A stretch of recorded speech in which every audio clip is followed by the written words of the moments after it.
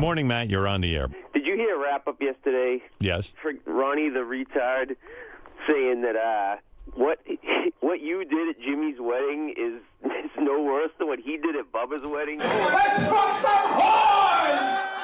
Ronnie, for some reason, is obsessed with me, and well, not for some reason. He's obsessed with me because he sees I'm successful and stuff, and he wants to be me. And he was on the wrap-up show yesterday. I should play you the clip. It's so funny. Oh, fucking moron. Ronnie's talking about when he was at Bubba's wedding, how it's the same thing. Like people pushed him up there, and if you remember at Bubba's wedding, Ronnie got up there and started yelling out, "Let's fuck some whores," while little children are in the room. Right.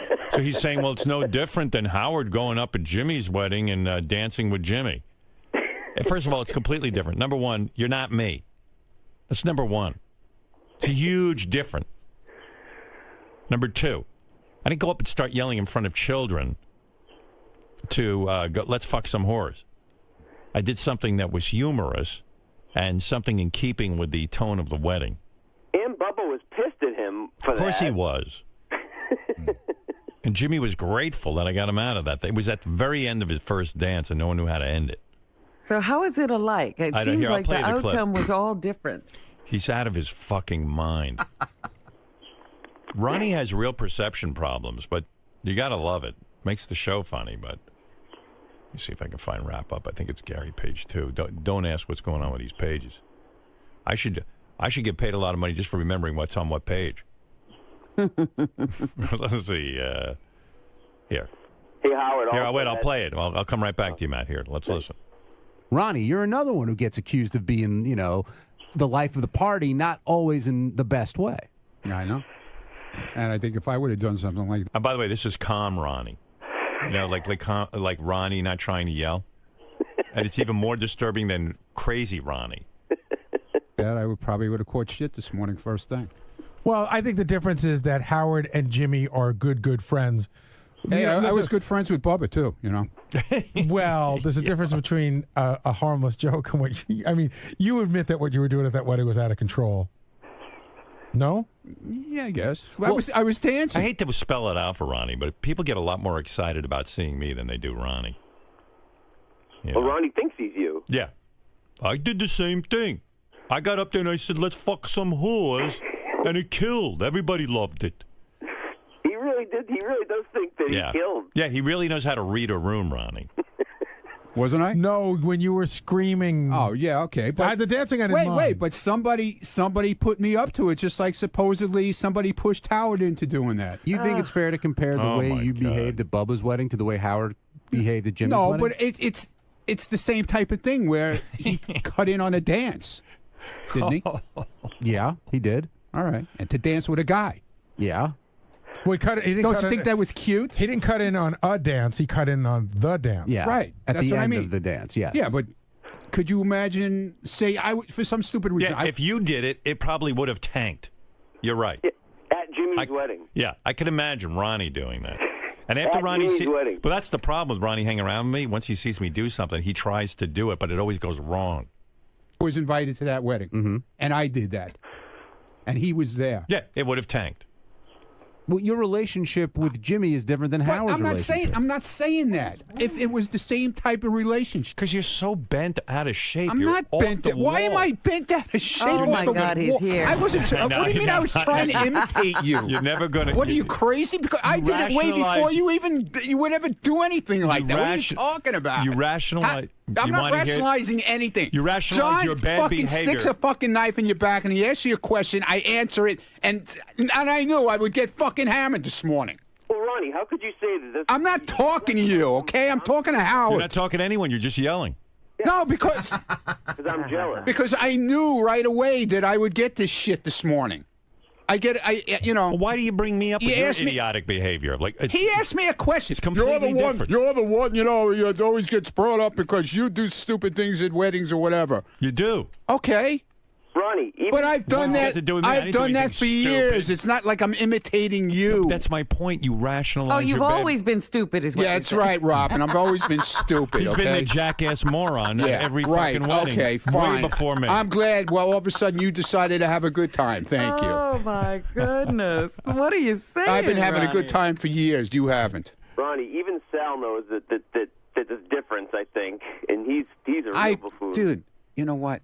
Who's a bigger buffoon, Ronnie I wasn't or Sal? comparing it to Jimmy's wedding. I think Ronnie is, because Ronnie thinks, like, let's fuck some whores is the same thing as As cutting in on a dance. Yeah. I love the comparison. Yeah. Somehow I get. All right. And you're worried about people stabbing you in the back. Every chance you get, you're like, oh, Howard did it. Howard went That's up there. not what I said. That's what you just said. I just played exactly what you said. I said if I would have done that, Yeah. I would have got hammered for it. Yes, you would have, because it's inappropriate for you to be doing that. Yeah, but I wouldn't have done it if I was, for some reason I was there. I wouldn't have done it at his wedding. I don't hardly know the guy. Who knows what you would have done at his wedding? Please stop it. Would you have shaved the Batman mustache for his wedding? Dude, what do you have? What are you doing this morning? What are you What are you breaking my balls for? You got nothing else to do? Apologize to Jimmy for breaking in on the dance. I should apologize to Jimmy. That's right. All right. I'm sorry, Jimmy. And by the way, can I say something on a different topic?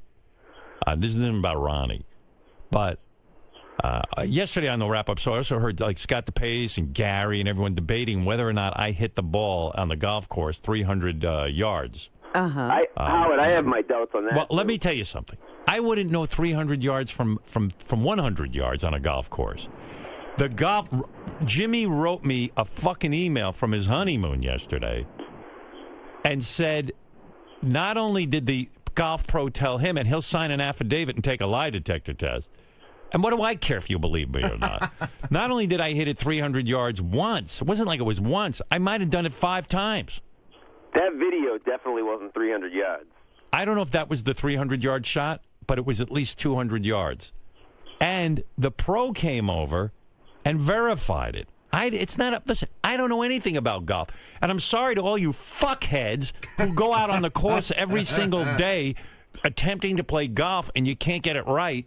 And I just go out there for the first time and slam the motherfucking ball 300 yards. I'm sorry for you. And I know that hurts and I know that's painful for you. But the game ain't that fucking hard. At least the drive ain't.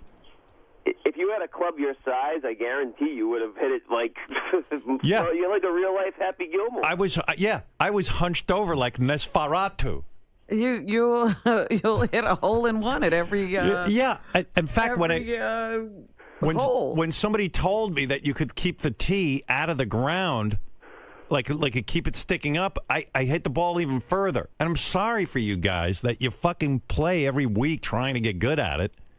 I'm a natural. And you know where sorry. the tee goes, and you know the stance and the grip. Yeah, I don't know anything. Yeah, and all I know your is boy DePace is very bothered by that. he can't handle it. I mean, and by DePace isn't the only guy who couldn't handle it. Howard, I'm glad for you. I love Thank you. That you hit the ball. Oh, he's full of shit. I mean, you had to see his face yesterday when you were talking Well, about no one can believe it because they've been playing for years and they can't hit that stupid ball 300 yards. You got a video of it, though. You must have used that video caddy, right? My wife was... Yeah. He's upset I didn't use video caddy. My wife just used her iPhone. Silly her. But, I didn't even know she was videotaping me. And then someone says, look at you, you're wearing all black. I go, yeah. I came to the resort. I wasn't going to play golf. I fucking was waiting to get in my room, and I was killing time with Jimmy. I said, let's go hit some balls. Who are you supposed to dress for in this golf, that you have to wear a special outfit? Oh, you're supposed to dress like some kind of, fruity nut cake. What do you wear, DePace? Your fucking stupid golf shorts and Oh, he's got a whole uniform. He talks about all and his cigar, and then he goes and he smokes his cigars. Yeah, it's a whole deal. Yeah, it's great. Uniform, that's even more how I piss on golf. I went out there in my fucking shitty clothes, all dressed in black. Do you really need special clothes for this? Evidently, my special clothes, people ought to switch to what I'm wearing because I know how to hit the ball. If anybody wants some golf lessons, I'm now teaching. Well, Howard, there's your next movie, Happy Gilmore 2. And you know what I did? I said, it's like every other sport. I put my hands together. The club was too small for me, by the way. And I kept my arms straight, and I just kind of swung it and hit the stupid thing. Now, I'm not saying I hit it every time. As a matter of fact, there were a couple of my first swing I missed. I swished the whole thing. It took me 2 or 3 practices before I could hit it, and then I just started whacking it. I was in my zone. And it was weird, too, because it is sort of exercise because, my chest and my side were actually kind of on fire after I hit about 30 of these balls. You know what I mean? Do you It's have a new. blister on your hand? Were you actually on No. a golf course or the driving range? Driving Yeah. range. But the whole resort was a golf course. Right. Like I said, Mark Consuelos was playing with like Jimmy's uncle or something. They would drive around on a golf cart, and they were like actually playing golf. And, Right. And Mark actually has like his clubs flown down. Like he takes it all, seriously. That's why everyone's pissed. I come down there. They give me some shitty club that doesn't even fucking fit my hand. It doesn't even fit you. Yeah. No, and I'm all hunched over. And I just take Because everybody's been telling themselves the reason their game sucked is they don't have the right club. Yeah. Everyone's like all hung up on their clubs. Custom made. Yeah. I was like, whatever these clubs are, these are fine. Give me any club. Give me anything. Give me a bat. So easy too, because baseball at least someone is throwing the ball, trying to not let you hit it. With golf, the ball just sits there on the stupid ground. It's waiting for you. If you can't fucking hit that ball, it's sitting still. You know what? You're an uncoordinated spastic. Yeah, but you won't be saying that if you play 18 holes. Because I wouldn't even waste my time. It's too easy. And your ball goes in the woods. It's not all as fun as it is in the driving range. Nah, whatever. I mean, if it's not fun, why would I do it? Well, like Howie Mandel said, if you got ADD, forget about it. Yeah, anyway. I'm just busting balls. I know golf's hard, but I really did. I have beginner's luck. What can I tell you? And it's just bothering everybody. Everyone just can't handle it. But Jimmy is willing to sign an affidavit. Now I got to go draw up an affidavit. Where am I going to get that? Whatever that is. Yeah, we don't even know.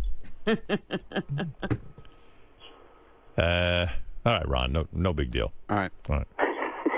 Go break in on a dance. Do whatever I do. There goes Ronnie, the limo driver. Still has the Batman mustache. It looks great.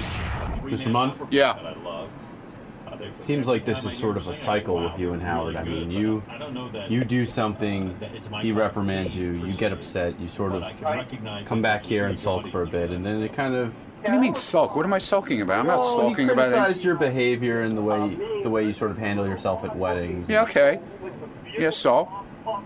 What's your problem with that? Where are you at in this cycle? Where are you at in this process? What do you mean? Is this the sulking part? Is this? No, I'm not sulking. I have a new man in town who took over for me. I've been quiet at things. We have John Lieberman now who takes over for me. He's the maniac at weddings and dances and parties and whatever. So you've been affected by Howard's criticism of your behavior. It's changed the way your thought process, and you maybe have a little talk. No, I still have a good time. I still have a good fucking time. By the way, for all of you negative people out there, I just want to say something. George Zimmerman has been out for 2 days, and he hasn't killed one black child yet. Just so you know. For all of you who said he would, there you go. I can't believe that fucker got away with that thing, man. I well, you know, a juror is talking, and I'm fascinated to hear what she says. Apparently, I was listening to her, and she believed a scenario, I guess, that was put forward by the defense. That, yes, George Zimmerman went too far because he followed Trayvon and got out of his car and that whole thing. But then she says Trayvon then decided that he was not going to be intimidated by George Zimmerman, and he got into a fight with an armed man. George Zimmerman never should have gotten out of his car. George Zimmerman never should have been following this kid. The kid wasn't doing anything suspicious. It's ridiculous. They still haven't established what it was that was so suspicious. It's insane. But she didn't care about that. She cared that they got into a tussle that Trayvon should never. It was like Trayvon's fault, is what she was saying. Yeah, evidently, if you're finding the guy innocent, you got to put the blame on Trayvon. I don't get it. I really, truly don't. Well, this is why we got to stop the jury system. Yeah, maybe it's time to change that up. The way she was talking, it was like she had a videotape of the whole thing. That guy was a total moron, Zimmerman. I mean, you heard the phone call. The cop said to him, do not pursue this gentleman. We'll establish whether or not he is, quote-unquote, suspicious. Going around, he's looking for trouble. He's got his gun. Big shot. He's sizing up people as they walk. Yeah, no one asked him to do that. Get out of his car. I'll beat the shit out of you, too, you get out of your fucking car. Stay the fuck in your car. Yo, Benji. Yeah, I think you're so wrong on this case. Well, that's when you get in the show, we'll all hear your opinion. If you ask the guy... Benji? Yeah, all right. Not in the movie. And now, we head into the vortex with Benji. No, Benji, we don't. What worries you most about the conflict with North Korea? First, is North Korea even technically a Korea? What designates it to have rights to be a Korea? Is Kim Jong even technically real? How do we know he's not really Chinese? This has been a production of The Vortex with Benji. Anybody want to hear what Benji thinks? Let's pursue it for a second. Oh, Jesus. All right. He might have been racist. He might have been following him for the wrong reason. But if Trayvon took the first swing at him and started... You don't know that happened. You're absolutely right. I don't know it. So where's your legal standing? The only thing that's legal in this discussion is we do know that Zimmerman claims the kid was suspicious. That's not illegal. The question, okay, if he's suspicious... A, what made the kid suspicious? What was he doing? No one can answer that question. Let's say it's because B, Zimmerman is racist. They told him not to get out of his fucking car let's say with you're his gun. absolutely right. Zimmerman's racist, and that's why. All right, you win. I lose. Okay, no, you're right. If someone is racist, I don't know. Okay, I don't care what you have to say. What is it, Gary? You want to say something? Yeah, if the operator said, "Don't follow him." Right. And the operator didn't say that. He did. Yes, he did. I heard. Oh my God! There's a tape of it. He said we don't need you to. Yeah. Oh. See, again, that's the vortex. But that has nothing to do with actually what happened. Stop now. Let's stop. All right. That does nothing. Microphone's off. No need. What? Oh, your microphone can go back. Sorry. Yeah. Ted, you should read Ted Nugent's article. Ted Nugent is like, What's he say? Oh, my God. Zimmerman is totally correct. He starts comparing it to these thugs in Chicago. That Trayvon Martin was a thug, just like all these kids in Chicago. Oh, my God. See, there's a guy who also would be suspicious. But also, let me ask you a question. If you're walking through a neighborhood, right? Right. Somebody starts following you. Yes. You might turn around and go, "What are you doing?" Listen, there's only two people who know what happened, and one of them's dead. Right. And so that's the problem with every kind of murder trial. The murder victim cannot defend himself. So the live guy can say whatever he wants. Right. Because DePace and I were just arguing this, and he was saying, I said he should have never followed him. And he said Zimmerman turned around, but then Trayvon went after him. No, he didn't. And how does he know that? He has a broken nose to prove it. He has a broken nose to prove it because he got out of his car and started in with the kid. Stuck his broken nose where it didn't belong. But, Scott, how do you know that he turned around? How do you know that he did? Why? The cops told him. Again, that's what I said. That juror acted as if she saw a videotape. No one knows. Right, and so what we do know is that Zimmerman should not have engaged at all. And he wasn't a cop. And no one's answered the question, why is this kid considered suspicious? I'll tell you why, because he's black. Because he's a black kid in a hoodie. Case closed. He's dead and did nothing wrong. What if it was Wait a second. And he followed him as well? He didn't follow a white kid. Well, how do you know he did? And you don't know if he won't the next time. Look, why won't George Zimmerman answer the question? Why is that kid suspicious? What was so fucking suspicious about him? Because he had a hoodie on. Right. Bullshit. Oh, stop. No, In the rain. He gave a reason. Retarded. He said it was because he was walking in an area that people didn't usually walk in. He didn't recognize him. And he was wondering. So call the cops. And he did that. Right. And what did the cops say? We said we don't need you following him. Okay. And what did he do? Well, he says he didn't follow him. No. So how did he get there?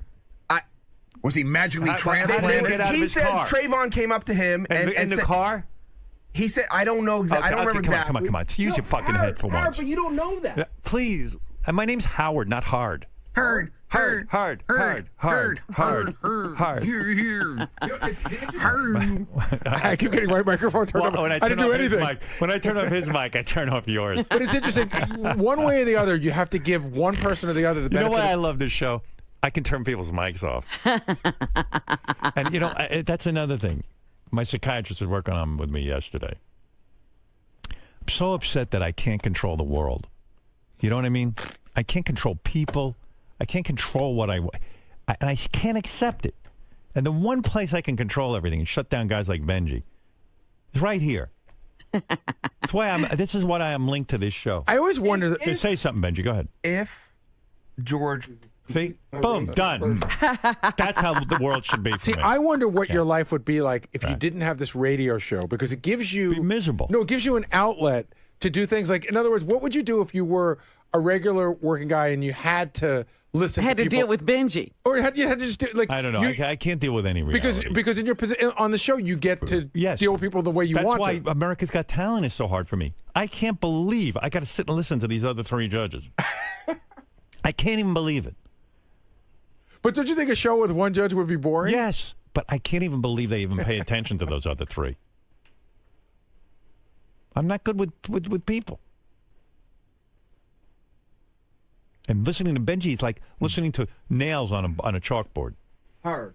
Hard. When did you do your name change? Hard.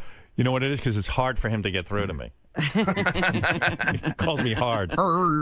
Hardy, hard. If you ask someone what they're up to, and maybe you didn't have any business to do it, okay, but they attacked you, and you had your gun on you. But wait a second, it's not that simple. He didn't just ask him what he's up to and get attacked. He followed a guy, and if somebody followed you and you didn't know why, and maybe Trayvon might have been in his might have done the right thing. Let's say Trayvon is a bad kid. Maybe he might have done the right thing. He might have been scared and attacked the guy. Right. But neither might have known what was going on. If someone attacks you and you have a gun, you might end up shooting. This guy was in a car, Benji. How did Trayvon get him out of the car? Trayvon didn't do anything. Let's say that was a mistake. Trayvon didn't do anything where he deserved to be. George Zimmerman will tell you. I agree with you. He can't tell you why the kid was suspicious. I agree with you. But if someone attacked you. So thank you for agreeing with me. Okay, he agrees. Nobody attacked anybody. You can't attack a guy who doesn't get out of his car. Right. Don't get out of your fucking car. Do you see the guy? Cop. Nobody asked you to do that. Did you see the black guy that got arrested in the Village last week? Guy's walking down the street. Right? Oh, he's sitting in a restaurant with his girlfriend, black couple. Right. White guy comes by, calls him the N-word, gets up and hits him in the face. Then he gets arrested. He gets arrested? Yeah. Wow. That N-word. Well, it isn't illegal to say no, that it's N-word. not. But it's hard to. It would be hard for me to just sit there. Yeah, me too. Especially in front of your girlfriend. I've been called the N-word several times. Me too. Yeah. I know. I really was. I have been. No, I was too. Yeah, I'm being serious. And it's very difficult to take. I'm a white guy, and it's hard to take. I don't know if I ever told you, I had a minor fender bender on 55th Street like 10 years ago, and this black guy gets out of the car, and we start arguing because he's the one who hit me. He broke my mirror. And he goes, he got so mad. He goes, "You greasy motherfuckers are all the same." And he got back in his car, and I go, I wonder what he thinks I am. Does he think I'm a greasy Italian, a greasy Cuban? Like, I spent the whole car ride home trying to figure out what he thought I was. Which greasy kind were you? Have you been called the N-word because people think you're black? Yes. Once when I was in Uniondale, it was at night, and I was walking by, and they told me to stay out of their neighborhood.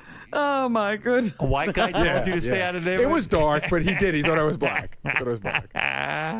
You got thrown out of a white neighborhood for being black. I got thrown out of my own white neighborhood. Right. Wow. See, you're suspicious. But I'll tell you, to this day, I still wonder what that guy thought I was. All I know is I was a greasy motherfucker. Give it up, Gary. A lot of people are confused as to what Gary is. Well, you were from day one. I was. I wasn't even sure what I was hiring. I mean, well, what did you think I was Hispanic, or did you think I was mulatto? I don't know. You just had a different look. What is that? But I still am endlessly fascinated with this idea of labeling people. Well, what do you mean you're fascinated with the labeling? Well, I never looked at you and said, "I wonder what he is." Oh, Howard did. I did. But that's my point. I'm fascinated by it. That never occurs to me. No, you're the one. You never looked at Gary and said, "I wonder what he is." No. But, I would wonder if I hear an accent. Oh, I wonder where that accent is from. That's what I'm saying. I mean, I looked at him. I was like, I don't know what this is. And you're not kidding, by the way, because I've listened to my first day on the show many times. Yeah. And you, like the fifth question you asked me is, what are you? Oh, what are we dealing with? All right, I got to take a break. Strange. All right, we'll be back right after these words. Gary, the conflicting opinions on the staff surrounding the Trayvon Martin case seem to stem from respect for the process versus what common logic tells you. I mean, do you understand sort of where Benji or DePace is coming from? Well, I hear what they're saying. I just don't agree with it. Can you have it both ways is what I'm asking, because the process... Well, I understand the process, but there's a guy who killed another guy, so he can tell whatever story he wants. Now, he may be telling the truth. I'm not saying just because the other guy's dead, he's not telling the truth. But there's a couple of elements in there Howard brought it up. Why are you following this guy? What is it that he did wrong? But more importantly, the 911 operator says, "Sir, we strongly suggest you don't follow him." And he decided, no, I'm going to do what I want to do. And he put himself in a situation he shouldn't have been in. And I think of it having a kid, around that age makes me look at it a different way. What if my son was walking through a neighborhood where he was deemed to be out of place, and somebody took it upon themselves to follow him, and what if it turned into something like that? It's devastating. Do you think this speaks to the fact that it's a flawed system, that in situations like this where all logic tells you that this guy was out of line? I think that neighborhood watches, people in neighborhood watches shouldn't carry guns. If you want to have a neighborhood watch, say I'm looking at something, I saw a guy, I call the police. Why he's running around with a gun makes no fucking sense to me. I know you mentioned being a father, but do you also think about the time when you were young, walking through a dark neighborhood where someone thought perhaps you were a different race? Well, yeah. Just because you have logic and you're walking through an area doesn't mean everybody that's there has logic, and so you have to be careful. Scott? Yes, that's me. Joining the long list of political controversy is the Trayvon Martin case. Whose controversy? Well, you find yourself right smack in the middle of another debate where you're at odds with Howard and the majority of the crew. What are they not seeing, in your opinion? That the fact that in this country you're innocent until proven guilty. So, as Gary says, two people have an opinion there, and one of them can't speak because he's dead. Well, I'm sorry, but the way our justice system is set up is that you need to prove that Zimmerman is guilty. And to me, it seems that there are some damning evidence, but there also is facts that he's got a broken nose and a cut to his forehead and a tape that pretty much says that he was on the ground being beaten by the other guy. So, to me, it's pretty clear. Even with the fact that Benji has aligned with you, and does that? Benji is a smart guy. Yeah, I align myself a lot with Benji. He is a little shticky from time to time, but when it comes to rational thinking, he's pretty good. Mr. Bronk. Hey. I wanted to ask you a little bit more about this Trayvon Martin case. You seem to enjoy playing devil's advocate. I wasn't playing devil's advocate. Well, you respect the process and what needs to be done. I do like looking at something from every side. I like that kind of thing of looking at something from every angle. I like that. But I'm not just playing devil's advocate. That's how I feel. I think it's clear that he wasn't legally guilty. You're not doing this simply to draw people into the quote-unquote vortex or anything. This is legitimately how you feel. It's careful consideration that you feel is necessary. I think people are like they do with a lot of things. They want to. They have an excuse to let's get George, and they're trying to they're doing that. But now I do think someone was killed, and that was a horrible thing. So, I think it's bad that someone was killed, and they're very well may have been no reason for it. I mean, look at your hat. It's a little bit crooked. It's a little bit urban looking. The style. You yourself could have been a victim. I consider myself a victim. Well, just chew on that while you're enjoying your watermelon. Thank you.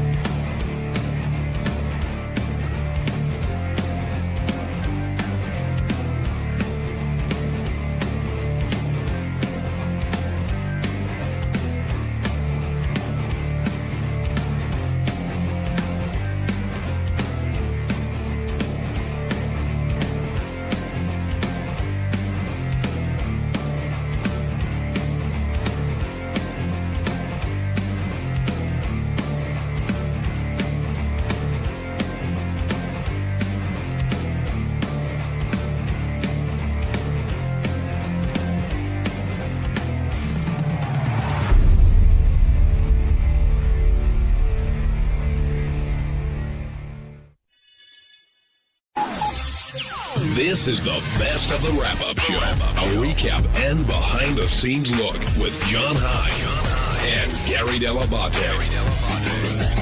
The best of the wrap-up show begins now. On Monday's wrap-up show, Donald Sutherland, the actor, came in to promote the Hunger Games. Ganji and him got into it. Ganji was really annoying, but yeah, it was Ganji.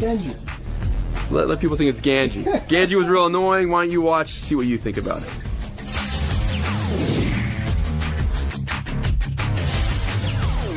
Gary, we never knew who we were going to see in the hallways, and I can't believe who we just found. Well, the great actor Donald Sutherland is here, but I have to tell you, I'm sitting here doing a commercial. Howard is not here? He's not here. Tell him to go fuck himself.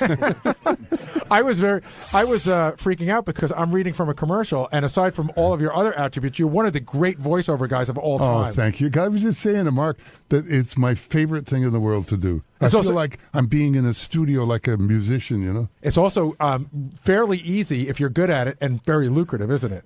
I don't find it easy. No. I mean, I spend an hour doing a 60-second commercial, which drives people nuts, but I love it. Well, you're great at it. You're great at it. And you told Howard to fuck off. Are you a Howard fan, or are you familiar? What's your experience with Howard? I think if you're not a Howard fan, you don't tell him to fuck off.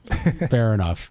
And in having you up here today, today on the show, a gentleman came in with an app for his iPhone and measured how ugly people were, and a lot of people are very upset by this. Oh, shit, man. Ronnie, in particular, over there across from you, upset, John. scored a 0. Hey, can I tell you a story? 0.0. A quick story. I auditioned for a movie in 1962, the first movie I'd ever gone up for, and I did it, I thought, really well. I thought, as they say now, I had nailed it. And I came home, and my wife said, "How did you do?" I said, "I don't know, but we'll see." The next morning, I waited for my agent to call. This is 1962, right? And the phone rang, and it was the writer, director, and producer all on one line talking to me. They were so excited. The writer said, "Oh, I was just thrilled with your work. I rewrote stuff. And the director said, I had a whole new idea for the scenes." And the producer, in the middle of all of this, said, "And we all are phoning you because we just loved what you did, and we wanted to explain to you why we weren't casting you." And I could hardly breathe. And he said, "The reason we're not casting you is because we've always felt that this was a kind of a guy next door sort of character. And to be perfectly truthful, we don't think you ever look like you ever lived next door to anybody." Too good looking? Very nice. No. When I was walking across going to do the Eye of the Needle, and a Scots air hostess and stewardess came walking through the rain, really cute, 20 years old, little mini skirt, and she stopped in front of me and she said, "Oh, you're Donald Sutherland, aren't you?" I said, "Yes." She said, "You're not near as ugly as you are on the telly." Yeah, we've all got that. Thank you. We can leave the app out for me. Yeah, we're going by an app that comes off an iPhone. Yeah. So, how do you feel being in a movie that is it the biggest opening? Third biggest ever, 155 no, it's the million. Third biggest ever, but it's the first biggest for a movie that isn't a sequel. And I think the movie we both saw it over the weekend. John and I both read the book, and I thought the movie was great. I said in the air this morning, I wished it was a little bit darker, like the books are, more violent. But you're going to be much more prominent in the second movie, aren't you? Yes, that's going to be a big one too. Yes. Have you started filming that one yet? No, I haven't seen the script for it yet. No. They made a decision about making it darker. You can do that in a book, but to do it graphically, one, it would not get to a lot of people because the rating would be different, and they felt that politically and socially, it was really important that this film get to young people as well as adults. I mean, it's an adult movie. I mean, people say, "Oh, this is a kids." It's not a kids movie. It's an adult movie. Did the box office take surprise you? I mean, a lot of people have predicted great success for it, yet, I mean, this had to exceed everyone's expectations, I would think. And does that matter to you in terms of you doing a role? You've done so many great classic roles. Is this an affirmation of you doing your job well, or the marketing team, or a combination of both? What do you think? Well, sure, not an affirmation of me doing my job well, but it's an affirmation of Suzanne Collins and Gary Ross and Jennifer Lawrence striking a chord in people. Young people want to take control of their destiny, and this gives an example of how to do it. It's great. I really did enjoy the movie. It's a great movie. I went with my wife, and my 14-year-old son. But I do have another question for you. I have a 17-year-old son who is a huge fan of 24. And when he sees you and he goes, "Oh, that's Kiefer Sutherland's dad." Yeah. Does that make you super proud? Yeah. Kiefer and I are going to do a movie in July. Oh, I think I saw something about that. Redemption, yeah. Mm. All right, we're on with Donald. A cowboy movie. We're on with Donald Sutherland. Say hello, Ralph Sorella. Hello, Mr. Sutherland. Hello.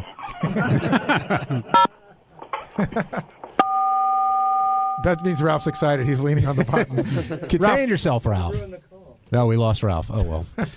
What a shame. But that was inappropriate. What, you mad at Ralph? No. Ralph, that's what you say over the side of a sailboat, isn't it?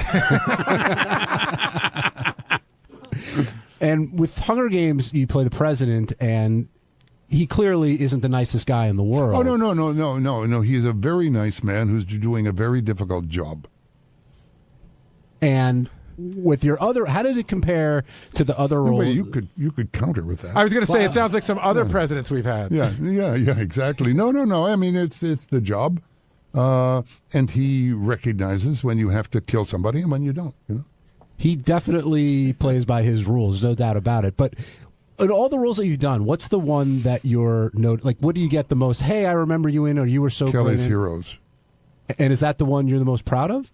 That was a great movie. It was a lovely movie. I had a wonderful time. Did you see? I loved JFK. I loved that. I just had a little piece to do in it, but it took me 3 months of work every day to prepare for it, and then just to go and sit and do that for Oliver. We did it in one morning. I don't know whether you saw the movie. It's a character based on Fletcher Prouty, and I loved it. Hey, I was just looking you up on Wikipedia. You have a son named Angus. I do. Yeah. His name was Redford. Yeah. I have a son named Rossif, a son named Rogue, after Nick Rogue. After Will, who works here, has a brother named Angus. I don't care. I was in the middle of telling you that no, you don't have to apologize for that. When my wife took our son Rossif to school, she had the baby Redford in her arms, and the teacher in Los Angeles, when she said, "What is the name of that baby?" my wife, who was French, said, "Redford," and the teacher said, "You can't name him Redford."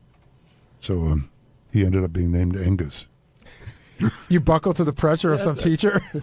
I buckled to the pressure of so my wait, wife. his first 5 years he was a Redford? No, first year, and then for 2 years he was Bonbon. And Bonbon, like a sweet. Okay. And then he was named after my cousin who died going in on the landing day in V-Day. I'm sorry. No, it's all right. I mean, but what you should really be sorry about is I named him after that cousin, and when my sister was dying, she said she had something very important to tell us, and Francine and I were standing there. She said, "You named Angus after your cousin who died landing in a D-Day in whatever the beach was, I can't remember." And I said, "Yes." She said, "That wasn't Angus, that was Lou. Angus died of a brain tumor." I thought you were going to say she was going to ask him to change his name to her name. No. Angus died of a brain tumor, so that's... oh, I'm sorry. Wait, the V-Day Angus or your almost son Angus? Everybody is dead. Wait, who died? Angus died. Your son or the V-Day guy? Oh, please. Oh. No, I don't know. Well, how did he die? The V-Day of a No. Mr. Sutherland, you're in the Benji vortex right now. I do have a question for you. I'm not. Another movie that You're all caught up now. Yeah. Another movie that I would think that you get a lot of recognition for. You just ruined my underwear. What is that? Another movie that I think you get a lot of recognition for as being one of the most memorable, and there's a book out now about it, is Animal House. Is that one of the ones that people remember you for quite a bit? Is that a dumb question? No, it's not a dumb question. It's a complicated question. Because one, I had been doing pictures walking on for John Landis ever since Kelly's Heroes, because he had been a gopher there when MASH came out, and it was a complicated story. And he called me when I was doing Invasion of the Body Snatchers and said, "Can you come up to Eugene for the Sunday and we'll shoot this one scene?" One day shoot. Yeah. I said, "Okay." And he said, "Universal wants to give you 2% of the profits." I said, "Universal, the studio? No. No. They have to pay me my daily rate." Is it cool to say what was your daily rate back then? Oh, please. No, it's not cool. Jesus. Let's talk about Angus. Show but I mean, underwear. Even when you did with the one day shoot, or when you spoke to Landis, did Landis say, I got to tell you, I'm working on this movie. I think it's going to be huge. Can I tell you something? When I saw it, I thought it was terrible. Even the finished product. Yeah. I sat with Hannah Weinstein. The two of us went, what are they laughing at? My God. And more than that, he had promised. I just showed my ass for the rushes. It was only supposed to be for the rushes. Right. I made him promise it wouldn't be in the film, and he promised my wife, and my wife has never spoken to him since. And he said, oh, absolutely, it will not be in the film, because that has to do with John Schuck and MASH doing for the rushes, saying the word fuck. Right. And then it ended up because of Robert Downey Sr. and him using it, and we were able to use it. My favorite John Landis walk-on is The Clumsy Waiter in Kentucky Fried Movie. That is a funny movie. John in Jersey, you're on with the great Donald Sutherland. Donald, I just want to say that I'm a great admirer of all your work, and I just want to say thank you for everything. And Invasion of the Body Snatchers still stays with me. I'm not going to go into anything crazy or nothing, but people seen silly things and everything like that. But I just want to say MASH was incredible. And Gary just said Animal House just blew me away. And I just want to say thank you for all your work, and I'm a great admirer of all your work. I can't begin to tell you how much I admire you, John. Thank you. Allison in Connecticut, you're on the wrap-up show. Hello, Allison. Hi. Oh, my goodness. Mr. Sutherland, what an What do you honor to want? speak with you. Huh? I was wondering if you would do your famous line from Animal House for me. Food fight. No. Oh.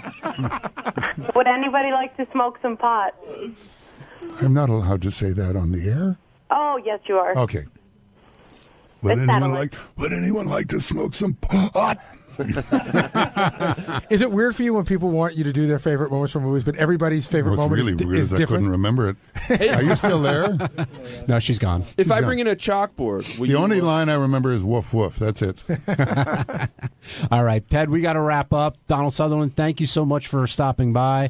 Everybody go see The Hunger Games. I've seen it twice already. It's a fantastic film. He's excellent in it. And any other projects coming up or anything else you'd like to promote? No, just go see The Hunger Games. It's really important for you. It really is.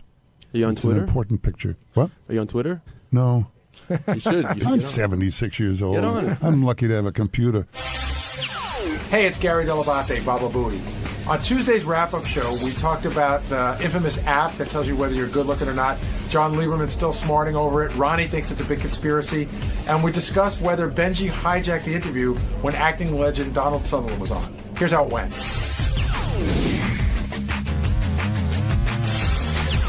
I want to get into the staff stuff first. Most of it happened at the end of the show, and it really started with JD being called in about this Chicago trip these guys are taking. And then Ronnie came in, and then Ronnie had to deal with Sal and the Zero. And Gary, you're expert at dealing with Sal when it comes to holding stuff over your head, him going behind your back, doing this and that. How do you think Ronnie handled it, particularly when he said he had the eyes in the back of his head as Sal was holding a sign right behind him and he didn't see it? Well, Ronnie handled it better than me than when he saw what was going on. First of all, Sal was holding a zero, and I joked around when I came out, it looked like 00 because his hand was shaking like you wouldn't believe. Yeah, his shakes, I think, have gotten worse. Yeah, they've gotten really bad.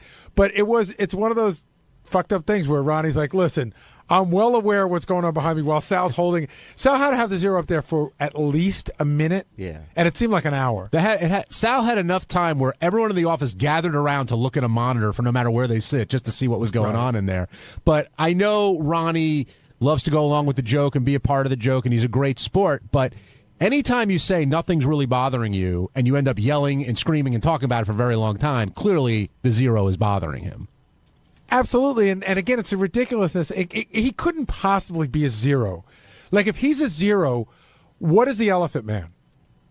Seriously. Like a two? Well, you know what's crazy? What I found out yesterday? Someone said, like, during one of the breaks, they rounded up to a zero, but which is like, it's like you can't get below a zero, but which is crazy. I don't know if because they don't want you to feel bad. Like, that's like, they don't want anyone to have a negative number. Yeah, so it's like the we'll wind at least give you a zero. Like, don't worry about it. But it's meaningless. I quite honestly, as tough as Ronnie's taking it, I think the person we really ought to be talking about is Lieberman. Oh my God! And Ronnie and Lieberman were in the hallway for quite a bit of time. But Shuley interviewed me for the news, and he made a very good point.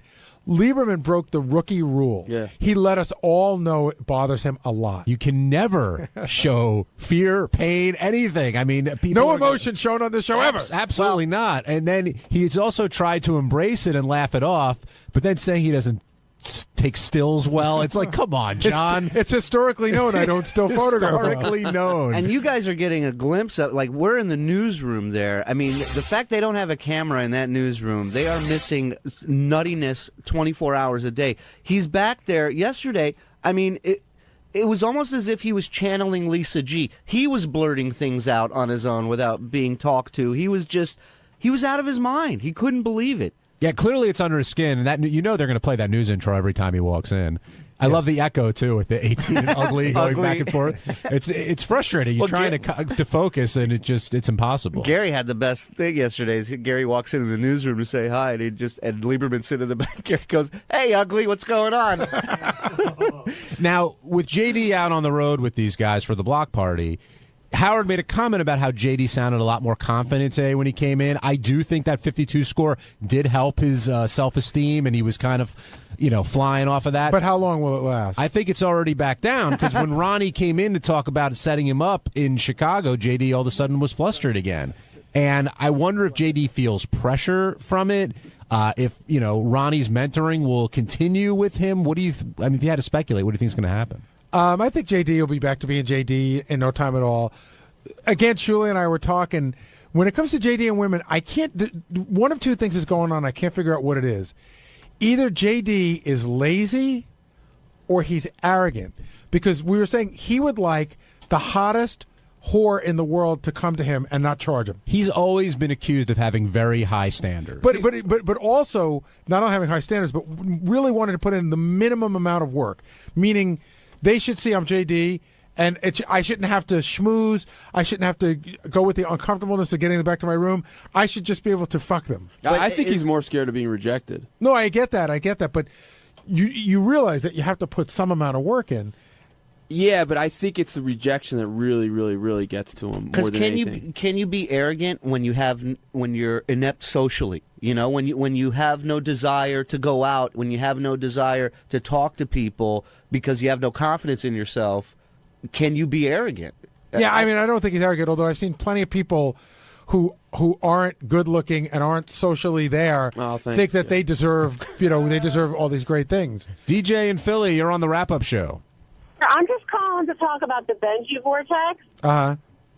I don't know. I pride myself in trying to be a positive person. I'm kind of mortified that I'm calling in with a negative comment, but I just don't understand how Benji really thinks people are going to believe that he did not know that he was embarrassing himself and the show and Howard with the Donald Sutherland. Oh, I didn't. I thought it was a good moment. I believe you, but asking it's like if his kid's dead is a perfectly normal question. I thought it was, if you listen to he was on for about 5 minutes. And I had like 15% of it. I thought it was with a better 15%, but I clearly could be wrong.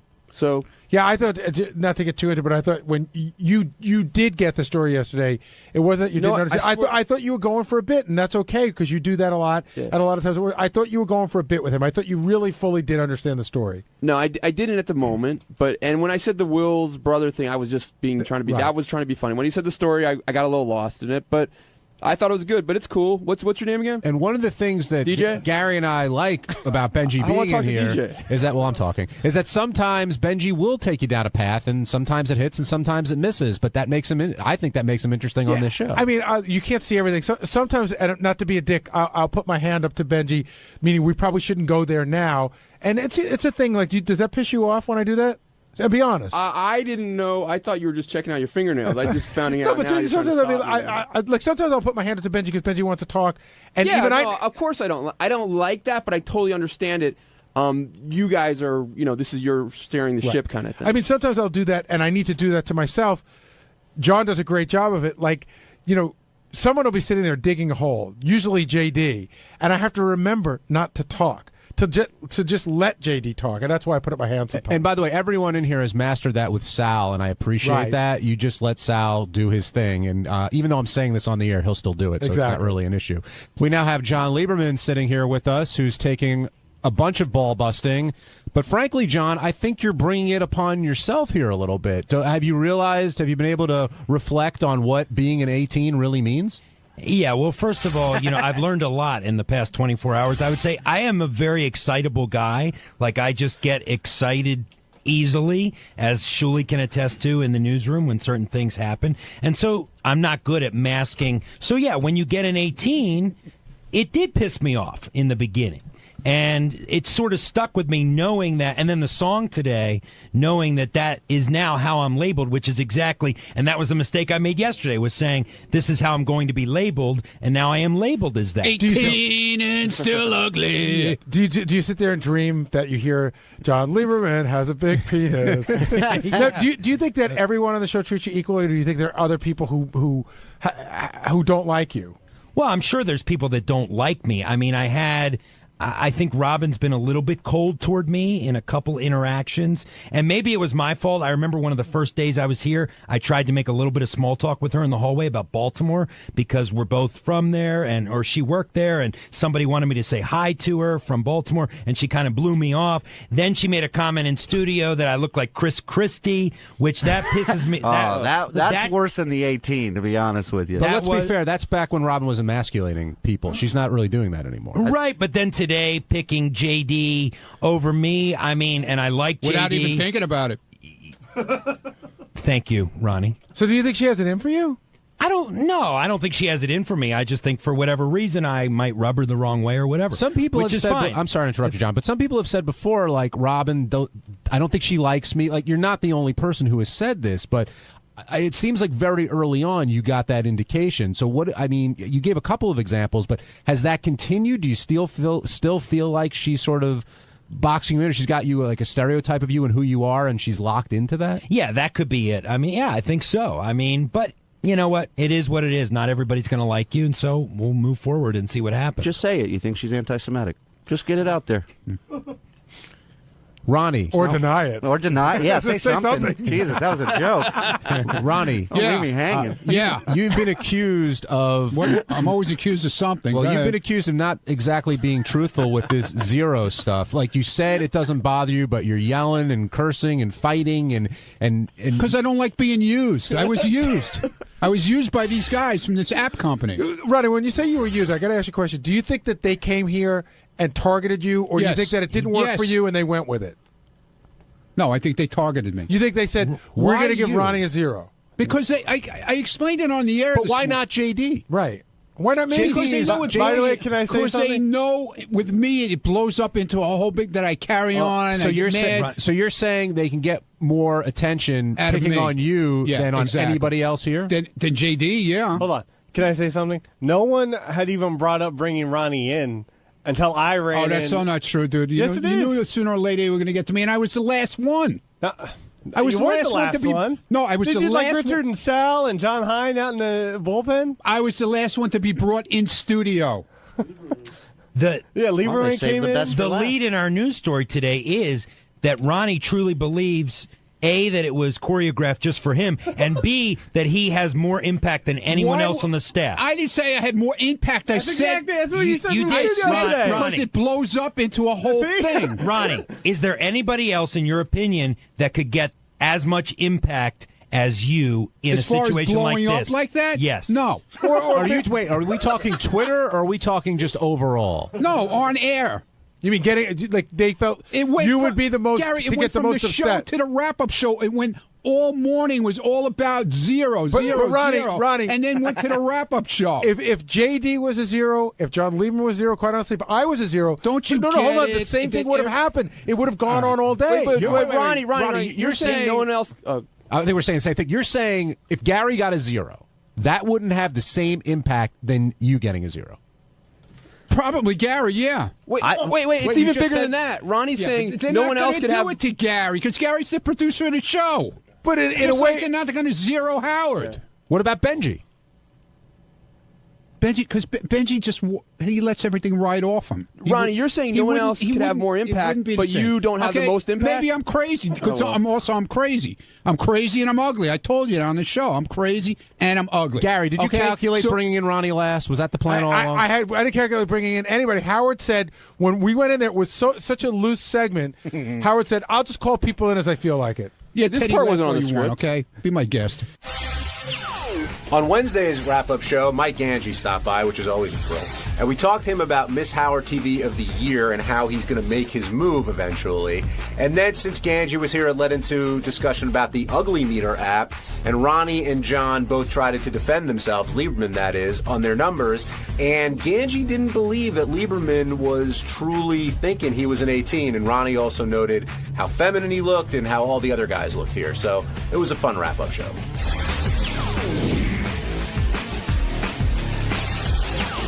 We shift gears over to Miss Howard TV of the Year, and two gentlemen who are very close to it now joining us on the wrap-up show. That would be Ronnie Munn and Mike Ganji. And Ganji, I heard you're a very big fan of our winner today.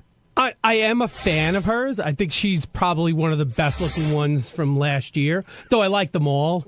But I do think she's one of the best-looking ones. Let's get down to brass tacks. Yeah. Okay, here's what got whispered in my ear. Chris Costa almost always produces this segment, but today you did. He has a doctor's appointment. He's the one who opted out. It was all him. I swear to God. Right. Yeah, sure. I have nothing to do with it. Ganji, come on now. I swear to God. Yeah, right. Chris Give me a already left. So was there no one else to pass it off to? No, because then I have to teach somebody, and it's like it's a quick, easy thing. I gotta teach somebody. Well, we appreciate. Chris can do it. Look, Chris does it every hold time. on a second. We're on 3 days a week. You couldn't tell Chris to make a different doctor's appointment day? I swear to God, she was booked because of the Stop show. swearing. It was everything in the schedule. Chris said he's been waiting months to get this appointment. I believe me. Do you think he did it on purpose as a favor to you? No, Well, absolutely not. We appreciate the sacrifice that you make, Mike, Yeah. for your job, but a lot of times you've been accused of hitting on these girls and trying to make more of what your relationship is. Right. Did you keep it professional this time? How did it all go I down? have kept it strictly professional. Is that hard for you? Because she's a beautiful girl. Yes, it is very hard. How 'Cause long- they're hot. You want to spend as much time with them as you can. Ronnie, stop. What's the I'm appropriate? not doing anything. What's the appropriate? Call on me, John, please. I could see you itching, Ron. What's the appropriate amount of time to wait till you can call her? And and say, would you like to go out if you wanted First to do of all, that? she lives across the country. That clicker. In California somewhere. So I would never. There's not even a chance I'd see her. But you go out to L.A. from time to time. Yeah, she doesn't live in L.A. She lives in Northern California. You drive. All right. I would drive, but.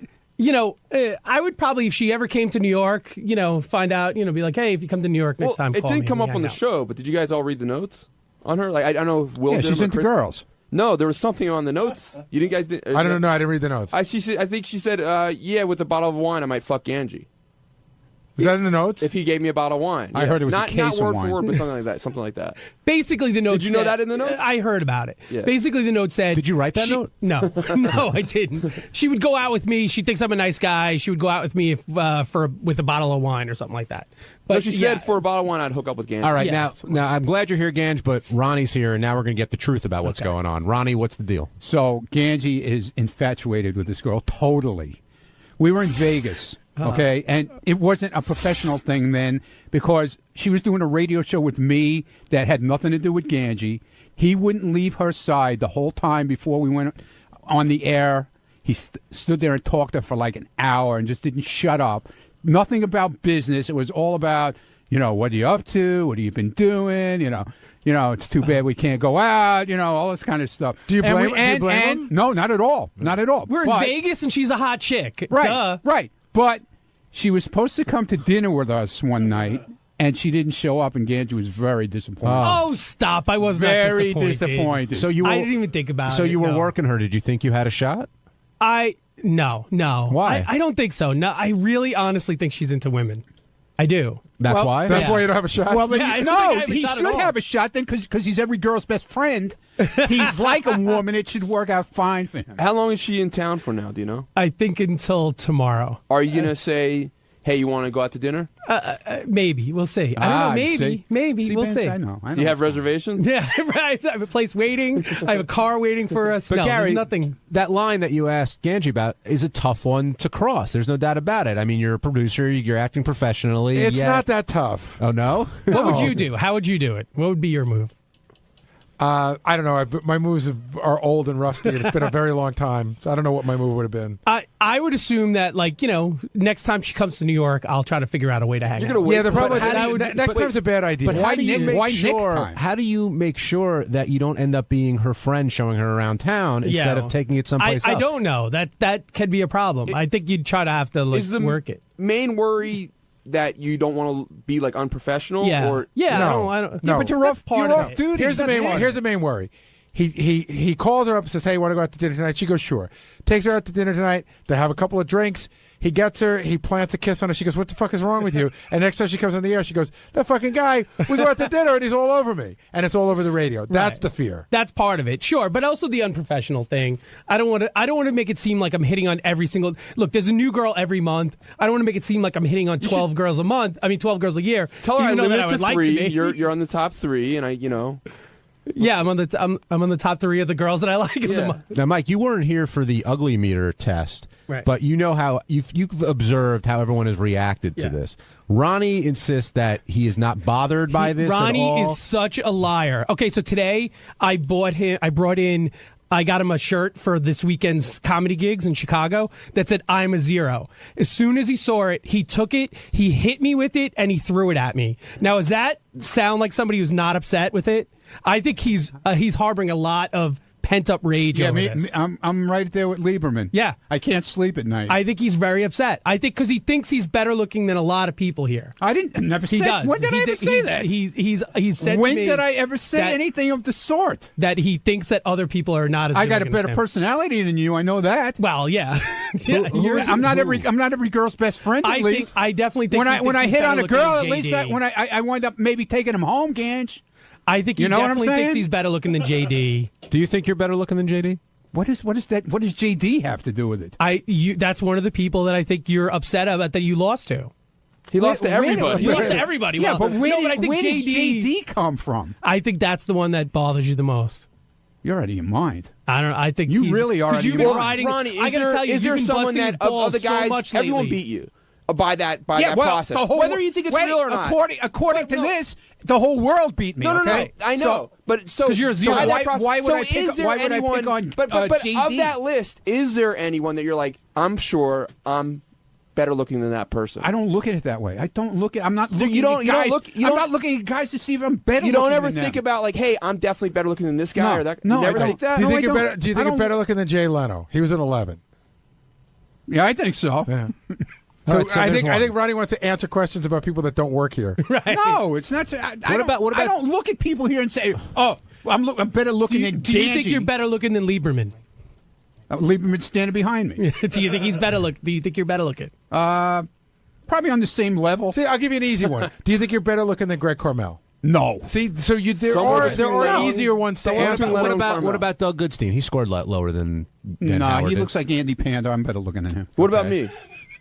I don't mind whatever you think. What do you think? I don't know, Benji. Girls have a Give me certain a nice thing- look girls and have tell me what you think. No, girls have a certain thing about you with your eyes and shit. So I guess maybe you are. How do better you looking. feel personally? I don't know. I don't look at guys that way, dude. Look I at me don't- and make a decision. It's I don't apples do and that. oranges, though. I mean, you're good looking in an AARP lineup, but other people Hey, listen, are better listen, looking Mr. in a Listen, Mr. 30s or 40s M26, thing. You know, why don't you admit you dye your hair? At least admit I dye my I mustache. don't dye my hair. Oh, you do. I swear on my everybody son, knows I don't it. dye There's my hair. people all over There's here. gray in there, Oh, there's asshole. No fucking All right, gray in you there. two kids, stop. There's no gray in there. Ronnie, There's not one gray hair in there. Ronnie, last one, then we'll move on. Do you think you're better looking than Howard is? I don't look at it that way. I don't look I'm at it asking that you way. to look at it that way. No, I don't think. I think I'm the same as everybody else. But you said you're better looking than Leno. And not as good looking as Greg Carmel. Well, Greg Carmel is in a class of his own with Will. Okay. Oh, you put Will in that class also? Yeah. I'm in that class. Yeah.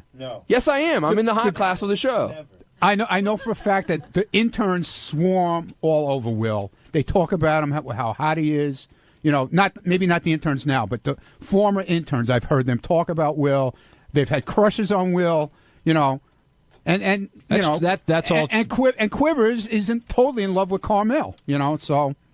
Whatever. Yeah, I don't care. I don't look at guys in that way, dude. I'm not going to look at a guy and say, I think you're handsome. All right. I don't look at it that way. You answered the question. You're right. I've seen that firsthand with Will, although he is getting older these days. Mike in New York, you're on the wrap-up show.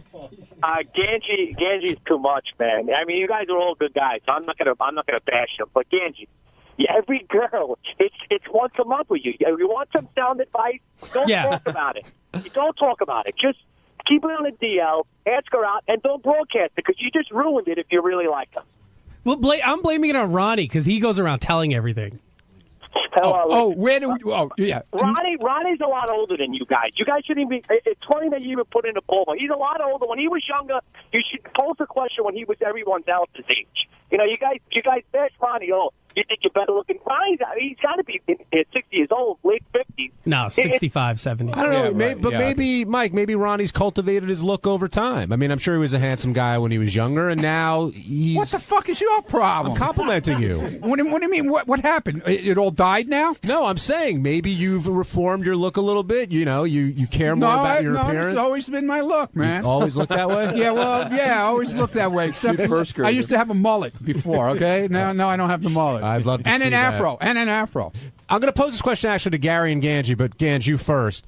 When something like this comes up, and yes, Ronnie got a 0 and John got an 18 and other people got scores that they didn't like and get your balls busted and Howard's goofing on you, a part of you hates it, but there's got to be a part of you that sort of likes the spotlight being on you. How do you deal with that? And Gary, you too.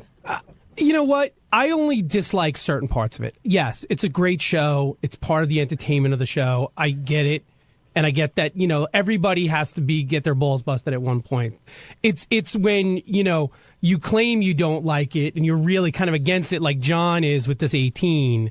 I think John's totally either he's really pissed at this 18 or he's totally playing it up in order to get more attention. I don't think he's playing it up. I don't think so either. I used to like the attention when I first got on the show.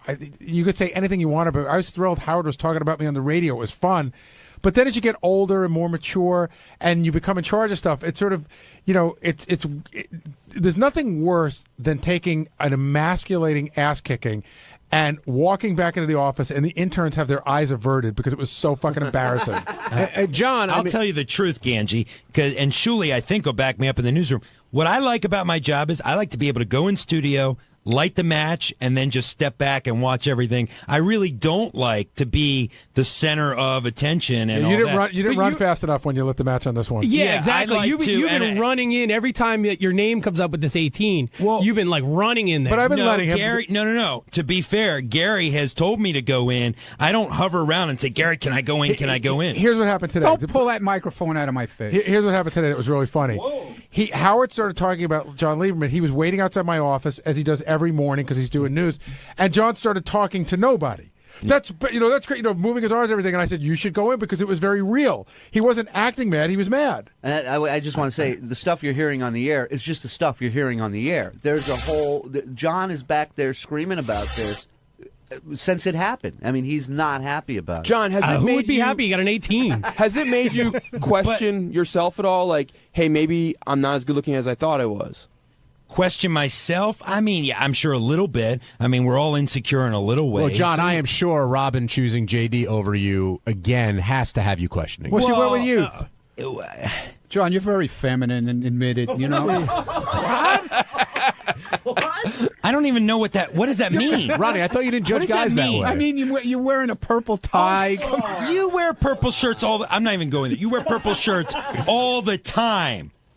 Yeah, but just what are on you talking about feminine? On you, it just looks really odd. Yeah, you do. You look really odd today, dude. Yeah. Sorry. On you, it doesn't come across. Are you kidding me? No. Are you kidding me? You look like you should be at a Bravo show. It's been all the talk around the office this morning, John. Ladies and gentlemen, welcome to the playground in 5th grade. This is like romper room for grown-ups. John, what were you going to say, though? Yeah, please do. Well, now I got sidetracked. I was just going to say, I mean, am I questioning my looks? I'm not questioning my looks. But look, it hit a button with me. I'm not putting it on. I'm just telling you, I'm not putting it on. I'm an excitable guy, for better or for worse, and I don't have a good poker face. So you don't have a good face yet. Jennifer, just so you know, you're not going to sleep again tonight. Now he's a little feminine today. Has your girlfriend tried to convince you otherwise? Like, hey, you're not. Those guys are crazy. Yeah, I mean, she says all the app's bullshit and all that. She's been very good. Did you try? Did you download? I can't even believe. And then she goes in the bathroom and cries. John, did you download? Ronnie, you want to go there? Where am I going? Ronnie, do you think she's going around trying to find better-looking guys that she can marry with the app? John, where do you think he's going? Yeah, where are we going, Where am I John? going? This sounds Yeah, like a road we where want to am I be going, on. John? We only have 2 minutes, so hurry up. Ronnie's just pushing buttons. Well, hey, where do you work, man? You're not working America's Most Wanted anymore. Well, pretty much. There are very few differences, believe me. You're in the pool of alligators now.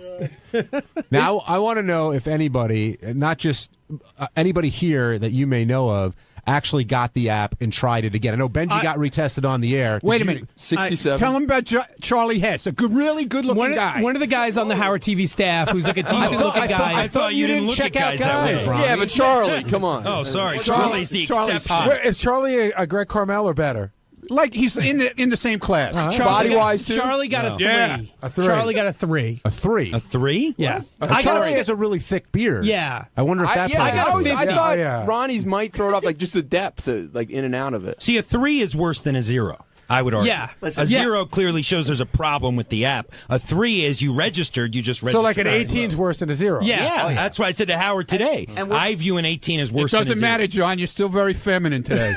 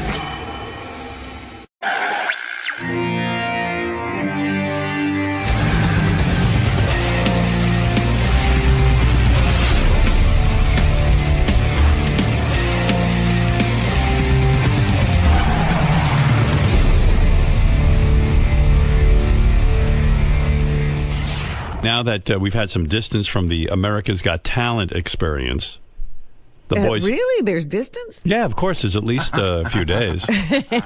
Now that we have distance from the America's Got Talent thing, Sal and Richard went out on the street to ask old ladies and anybody else he could find. Oh, what they, he kind of tried to ID people who look like they might hate me. Uh-huh. He can tell by Well, yeah, you looking. can tell. You can look at somebody and know if they like me or not. Can't you, kind of? I mean, let's face it. We can profile Howard Stern fans. So he wanted to see if I had won anyone over. How did you think Howard Stern did this year on America's Got Talent as a judge? I was surprised that he was pretty good. Did he win you over? No. I don't care for Howard. Would you like to see him come back next year, or would you like to see him replaced? Replace him with an entertainer. So he didn't win you over at all? No. Hey, I'm an entertainer. I mean, maybe she you did say you were pretty good. Yeah, but she didn't like me anyway. You can't have the job because she doesn't like you. She didn't like anybody, I think, if I remember this one correctly. No. No. One bit. No, not really. But you still think he did good, though? He did good, but it's time for somebody else. Good, but not good enough? Yeah. Your opinion? How do you think Howard did this year as a judge? I was quite surprised, and I really enjoyed him. I did enjoy him. It's fine if he comes back. Who do you think is a better judge on TV, Howard Stern or Britney Spears? Oh, I'll go with Howard. I don't like Britney either. I would say they're kind of equal. They were both crazy, so now they're both coming around. How about Howard Stern or Simon Cowell? Who do you think would be a better judge? I'll take Simon, because he's obnoxious. I kind of like Howard over Simon, yes. How about Howard Stern or Judge Judy? Oh, please. That big mouth. I get it. Which one? Judge Judy. I used to like. I don't like her anymore. So you think Howard's a better judge than Judge Judy? Yeah, I'll take Howard over her. Howard over Judge Judy. Absolutely. And Howard or Paula Abdul, who's the better judge to you? I'll take Howard. She's annoying. Howard, I like Paula, but I think it's just time to move on to someone that's a little bit more opinionated. She's very emotional. Now, you know, Sharon... Not bad, though. I mean, I got that You're one doing lady. all right. I'm doing all right. I'm hanging in there with the ladies. That one lady's really... She just doesn't like anybody so far. That first one. Yeah. Osborne is leaving America's Got Talent. Who do you think should replace her next year? Oh, Pink? Betty White's great. Betty White would make the Oh, show. no. Betty White. She could die sitting there next to me. Betty White. How come on all these other shows you get to sit next to, like Nicole Scherzinger. Yeah, let me sit next to Nicole Scherzinger if they're going to replace Sharon. Let me take a look at that. I don't know. They asked a bunch of people. What do you think of Howard Stern, how he did as a judge on America's Got Talent this year? He's wild. He's still wild. He's good. He's good. Who do you think will be a better judge, Howard or Britney Spears on The X Factor? Howard, Why? because I don't like her. What about her? I don't think she has any talent. What about Howard or Simon Cowell? Oh, he's nasty. Simon Coward is sort of kind of nasty, so Howard is a little nasty too, but okay. I would prefer Howard. Yes. You see? Even to Simon, huh? Even to Simon himself. I'm moving up there. Maybe it's a good time to leave America's Got Talent. I don't think I could, Go out on top. Go out on top. You should see me at home wrestling with myself as I try to make my decision. Really? Yeah, well, What are you doing? Have you made a list of the pros and the cons? Well, I kept a folder all year of, everything. Really, I did. Uh-huh. Like the schedules and everything, so I could look at it and review it as I make my decision. You just can't feel whether you enjoyed it and want to continue. Can I tell you what I'm feeling? Okay. All right, I can feel. The way I'm looking at it is... I don't need a drum, but okay, if you want. The way I'm looking at it is, I enjoyed the show. I liked being on a network television show. I like doing something different out of my comfort zone. The actual working with Howie, Sharon, and Nick, I liked. I like the idea of the show itself. You know that. I'm a fan of the show. I like all the variety rather than just the singing. Uh-huh. But the singing's cool, too. And so all of that was pretty cool. I like that. And what I didn't like is that, I had sort of reorganized our schedules so that we could have more time off. And even our listeners were saying, hey, you take too much time off. But meanwhile, I didn't feel like I had any time off. Because every single vacation we had, I went to work. But I was working on America's Got Talent. Well, I think it's interesting that you took extra work and are shocked that it meant eating into your time off. Well, I knew that, but I didn't think it would be that much time because they had convinced me that it was only 30 days of work. But that's not true because it's like you got to get to these places. There's a whole buildup. You got to be here. It's not like the day I would do America's Got Talent, I had to go run around. Like I didn't get to go have a normal day. I would just sit around and wait. For America's Got Talent. Yeah, and you didn't want to do too much because you got to be on your game, the whole thing. So that's the part I don't like, our schedule, because if we weren't on in the morning, it'd be one thing. But I was up at 4 a.m, and if I had to go do a taping tonight or something, it wrecks me. So that's where I'm at. But then I keep thinking to myself, well, you know what? I built something this year. I started with the show, built a following with it. How can I leave now? And wasn't it fun? It was. I mean, some days it was. And some days it was kind of a drag. But, but mostly fun. You always look like you were having fun. Well, hey, that's my gift. I look like the life of the party. Mr. Mundt. Yes. Aside from Beth, many would argue that you spend the most time by Howard's side. At AGT? Well, in general, between the show and now after his first year in AGT. I mean, you were with him every step of the way, pretty much. Having this type of inside access, knowledge, conversation, what's your prediction for another season, for a return to America's Got Talent? What do you think is going to happen? It's hard to say because the schedule was pretty grueling. Right, and no one for him. Right, and you see that firsthand every day. Yeah, every morning. Yeah, and the mornings that he'd come to the radio station, the weeks that we had to go away and travel for auditions to different cities. It was a lot. It was a lot on him. It was a lot on everybody who was involved. You know.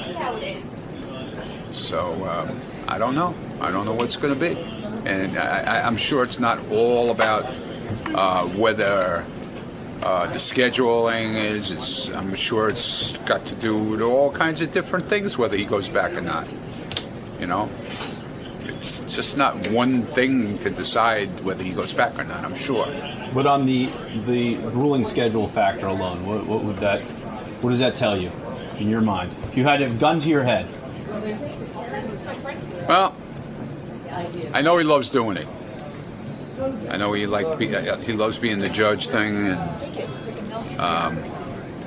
I don't know. I would say if I was to be asked percentage-wise, I would say 75-25 that he's going to do it. Thank you, Mr. Martin. Thank you. You're welcome. Seriously, thank you. You're welcome. You're welcome. Gary, I just spoke with Ronnie Mund about the possibility of Howard returning for a second season of America's Got Talent.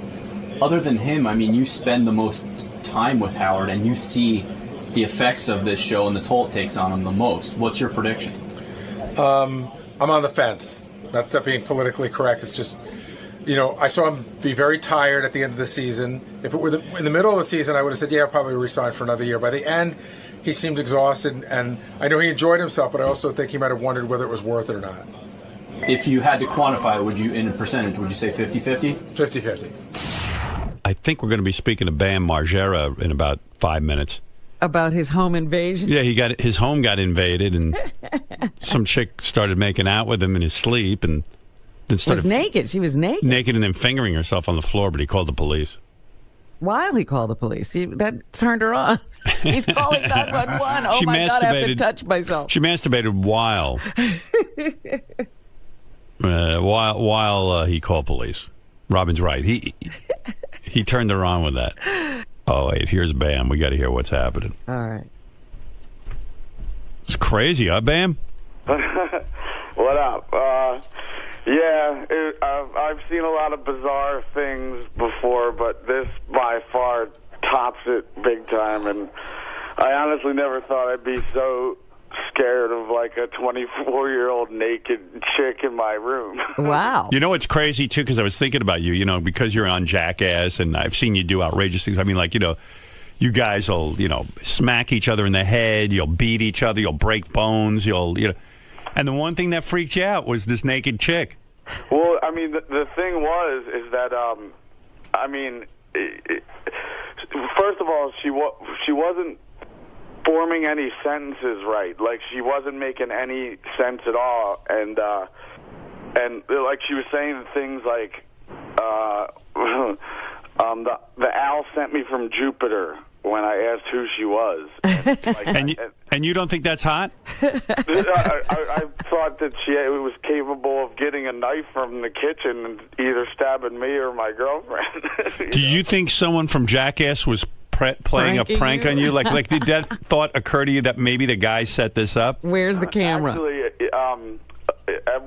for one split second, I thought it was my friend named David Lee Homo.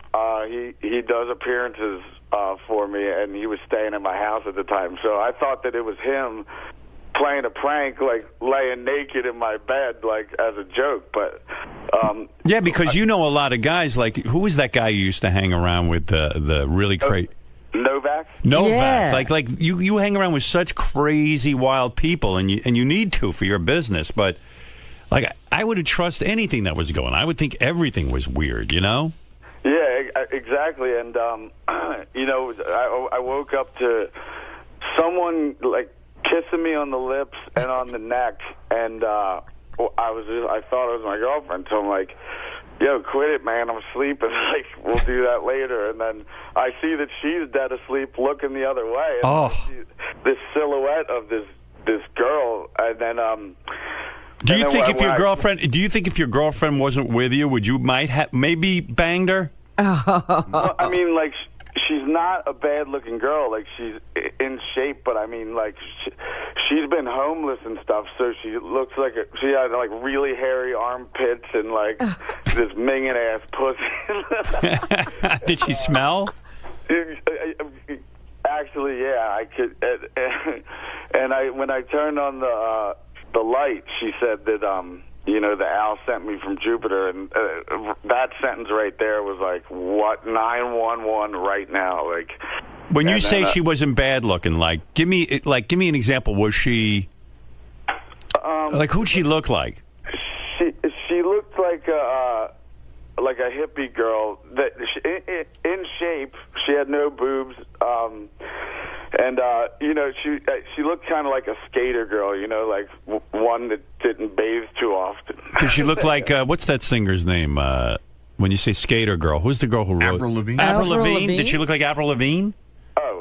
No, she's drop dead gorgeous now, but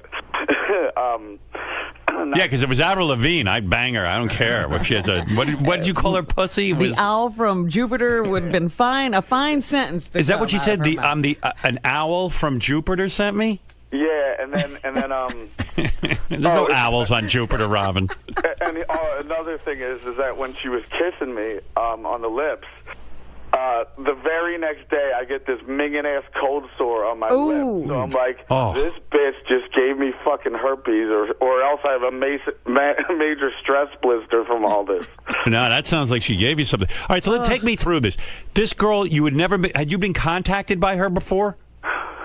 I knew of this girl who came from Florida somewhere, who left her husband to come. She knocked on my mom's door from like with all of her bags packed and said, "I'm here to marry Bam and move in." Yeah, that's all you need is another wife. You just got rid of one. Well, my mom was like, "Oh, well, at the moment he's a little busy in that category." That happened like almost a year ago, and then so my mom called the cops, and they took her to a homeless shelter because she had nowhere to go. Right, and then So people around Westchester see her walking around, and she's pretty much known as Bam's Florida stalker. Right. So I never knew what she looked like. I just heard the stories. Are you allowed to call the police at that point? I guess not, because she really hasn't done anything wrong. Yeah, at that point, yeah. But so my girlfriend takes her down as I'm on the phone with 911, and she's telling her all kinds of complete nonsense, like nothing that she said made any sense. She would say, like, my parents invented goats and trailers. And then, but wait a second. So the woman had been around town for like a year. She'd even gone to your mom's house. You put her in a homeless shelter, blah, blah, blah, blah, blah. Yeah. So, like, how did she, like, so she must have broken into your house that night. Yeah. And like, you don't have any kind of alarm or anything like that. You don't live that lifestyle. Well, I have 9 camera angles, but I mean, like, I have 14 acres and the whole place is fenced off. It's a 10-foot fence that you have to, like, climb. It's hard to do, especially when you're naked, Right. How did she get in? Do you know? Yeah, I mean, you have videotape. How did she get in? I believe there's one part of the property where you can walk through the woods, but it's all marsh, so you're up to like a foot of mud if you want to do it that way, and it's pitch black. You can't see anything. Like, even I wouldn't be able to figure it out, and I live here. I mean, this is a weird question, but is there any chance this girl would make a good judge on America's Got Talent if Sharon leaves? Because she sounds great. So wait, so you're saying somehow she negotiated the woods in the nude, because did your cameras pick up the fact that she was nude when she broke in? Actually, the guy who knows the password to check the footage is on a vacation, and I can't get a hold of him to look at it yet. Yeah, we got to get a hold of that. Yeah, we got to find out how she got in. And will you release that video when you get it? Yeah, and so when she figured out that I called the cops, 10 police officers, state troopers show up, and she's still rambling on about like the Agonists from Montreal, which is a pretty good death metal band that I like sent me from Galaxy 5000, like just making up anything. And so when she saw the police cars coming in, she just ran into the woods naked, and and she absolutely had no clothes. And apparently people from Westchester who see her walking around know that she has a BMX bike. So I think that she drove from Westchester, which is 7 miles, naked to get here. How do you know she didn't like have clothes on and then get naked when she got in your house? Yeah, she might have walked through the mud. We tore this place apart, and we couldn't find anything, and she didn't even know where her clothes was. She, like, either she's completely mentally ill or she was on like loads of acid or something. Well, let me get this straight. So, okay, so that night, so she somehow gets in. And by the way, who's your new girlfriend? Is she super hot like the ex-wife? Ex-wife, yeah. Yeah, big time. She's from San Francisco. Yeah, she looks like Angelina Jolie, but she's in the itty-bitty titty committee. She has no boobs. Your girlfriend? Yeah. Yeah, well, you got to bring her in here one time. Fair enough. Yeah, I mean, we need to look her over if she looks like Angelina Jolie. Yeah. That's hot. So where'd you meet that one? Actually at a CKY concert in Petaluma, which is right near San Francisco, and she was in like the front row, and we kept making eye contact. So finally, I just brought her up there, and then we just connected real well, and then been keeping in touch ever since. But how old a girl is this? She's 26. Perfect. Nice. Yeah. So okay, 27 now. You moved her in, I guess, huh? Yeah. Why not? And so. Oh, there she is. Yeah, she does look like Angelina Jolie. Oh my goodness, she absolutely does. Yeah, a little bit Mila Kunis too. Yeah, I can see that. Yeah, hey man, that's fine. Move her right in too. How long did it take you to make that decision to move her in? Well, we would see each other on and off when I would fly to L.A. to film Jackass or something like that. But you know, after a little while, it's just like, all right, move it in. Yeah, you don't want to leave her laying around somewhere. You know what I mean? So anyway, so she's asleep. You're laying in bed. Suddenly, you feel someone making out with you. You think it's your girlfriend. This broad kisses you, and meanwhile, just from one kiss, you're saying you got a cold sore. That's unfucking believable. Yeah, like. Who knows how long she was kissing you? Because you know she might have been. And who knows how long she was standing there staring at him. Right. Oh, it's so creepy. That's creepy. Oh yeah. my God. And so then when you finally stirred, you realized it wasn't your girlfriend because you looked over and you saw your girlfriend sleeping. Yeah. It's like, oh my. I mean, that's got your heart's got to be pounding a mile a minute. Yeah, it's like especially when it's like dark and you can't really see. Like all I could see is a silhouette of a naked chick that I never recognized before. Wow. And it gets even better because you know, I said she's known as the Florida Stalker. Well, a few of my friends do a radio show at a bar in town that she happened to show up to at the time.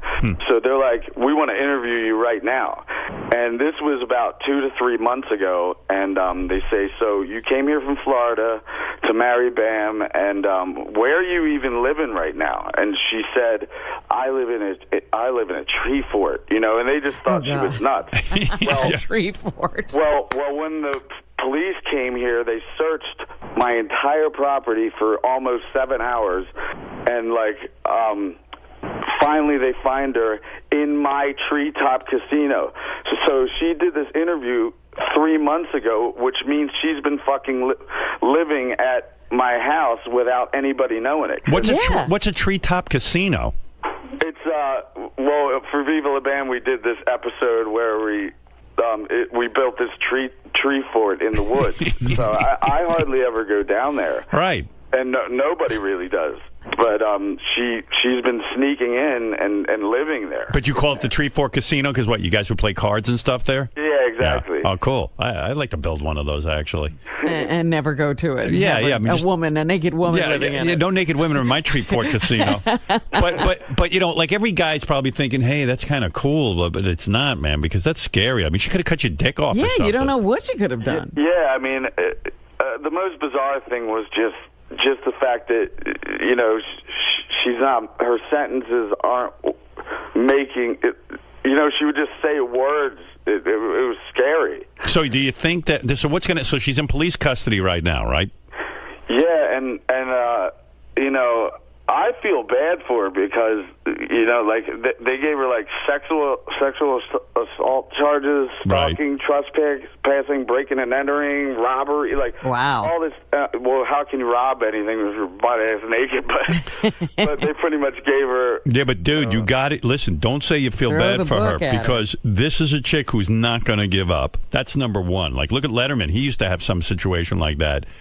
That chick was not giving up under any circumstance. If what the cops are trying to do is make enough charges, because, you know, in our system, the cops charge you with a bunch of stuff, and then it gets all knocked down. So you want her to be in jail for a while, at least just to fucking straighten her out a little. Yeah, have her sentences straightened out? Like, to get help. Like, I'd rather just have her get help. Like, who's going to help her? Dr. There Phil? may not be any help. I don't want to press charges or anything. No, I just dude. Want her to get help or leave me alone or something. Dude, listen to me.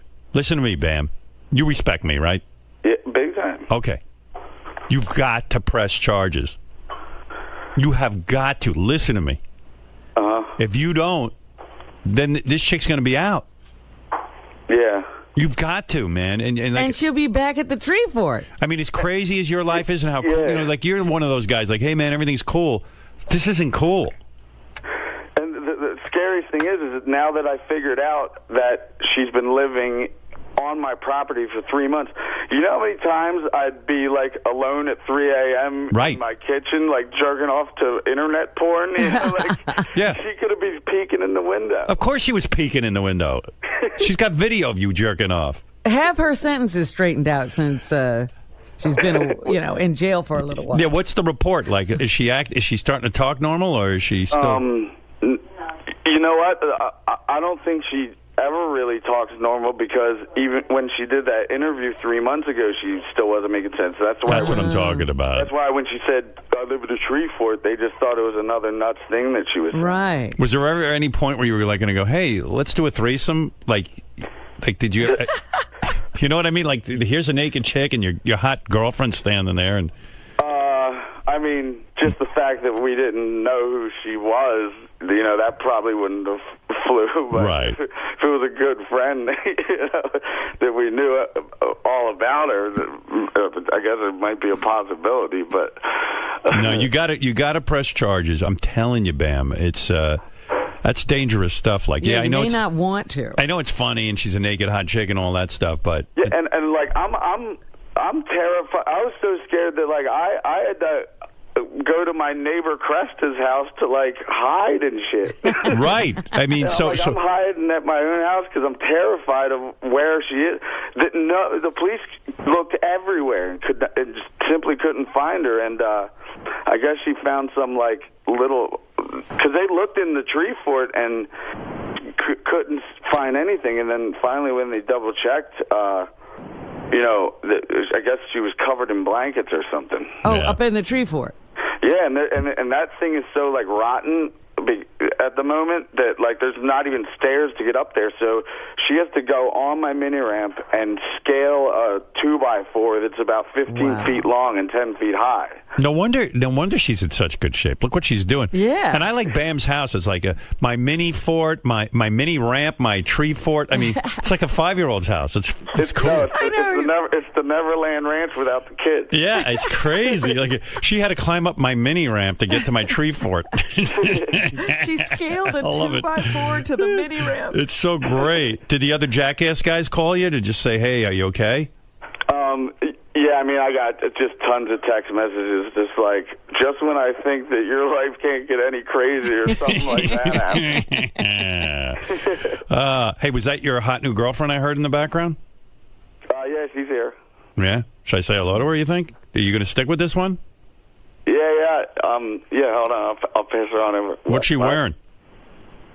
okay, what's she wearing?